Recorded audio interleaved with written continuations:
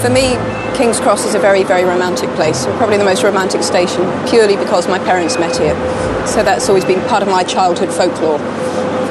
My dad had just joined the Navy, my mum had just joined the Wrens. They were both travelling up to Arbroath in Scotland from London, and they met on the train pulling out of King's Cross. So I wanted Harry to go to Hogwarts by train. I just love trains, I'm a bit nerdy like that. And obviously, therefore, it had to be King's Cross. He's every boy, but with a twist. I think that the world of Hogwarts, or my magical world, my community of wizards, it's like the real world in a very distorted mirror. We're not going off to a different planet. We're not going through time warps.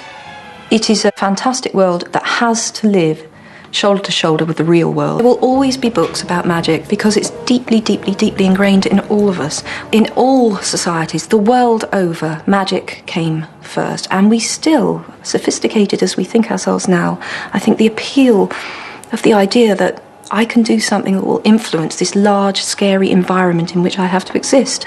The dream of being able to become a wizard and control the environment is still enormous for adults as well as children. As soon as I knew that people wrote books, they didn't just arrive, I don't know, out of nowhere, like plants, I knew that's what I wanted to do. The one book I could say that specifically influenced my work was The Little White Horse by Elizabeth Coolidge. She always listed the exact food they were eating. Wherever you were in the book, whenever they had a meal, you knew exactly what was in the sandwiches. And I just remember finding that so satisfying as a child. 95% at least of the magic in the books is entirely invented by me.